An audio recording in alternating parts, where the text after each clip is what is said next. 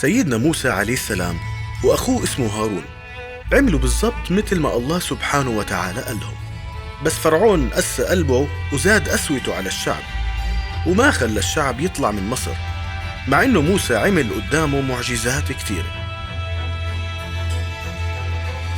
وعشان هيك بلش ربنا يبتلي مصر بالمصايب، مصيبة ورا التانية، عشان يجبر فرعون إنه يترك الشعب يخرج من مصر.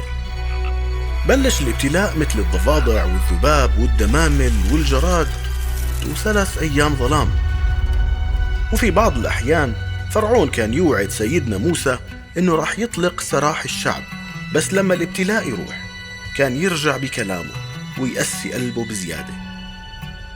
وبعد الابتلاء ال9 قال الله لسيدنا موسى: أنا راح أضرب فرعون بآخر ابتلاء عشان أجبره يترككم تخرجوا من مصر.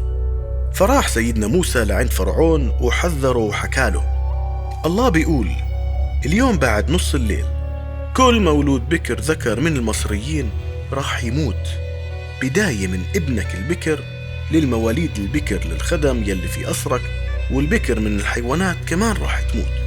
أما العبرانيين ولا شي من هذا راح يصيبهم. رفض فرعون إنه يسمع كلام سيدنا موسى. وبعدين الله قال لسيدنا موسى: خبر كل عائلات العبرانيين إنهم يجيبوا خروف عمره 1 سنة وما في أي عيب، ويوم 14 من الشهر يذبحوه وقت غروب الشمس، وياخدوا شوي من الدم تبعه ويحطوا منه على باب بيوتهم من فوق الباب وعلى الجوانب. وفي هديك الليلة رح أمر في أرض مصر وأموت كل ابن بكر للناس والحيوانات، وينزل حكمي على آلهة مصر كلها.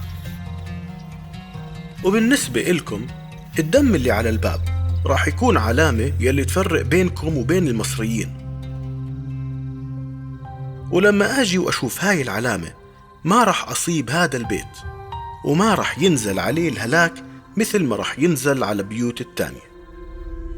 وهذا اليوم راح يصير يوم عيد تحتفل فيه كل أجيالكم. وفي نص الليل صار بالضبط مثل ما حكى الله، ومات ابن فرعون البكر والأبناء البكر لكل العائلات والحيوانات.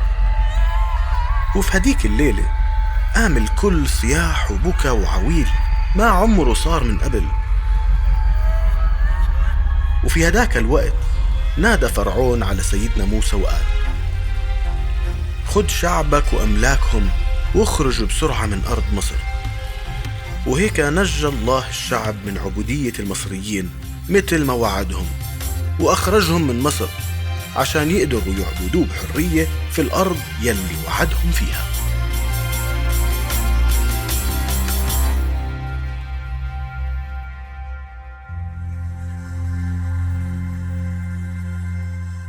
ال9 ضربات الأولى كانوا عبارة عن تحذير من الله لفرعون عشان يترك الشعب يطلع من مصر.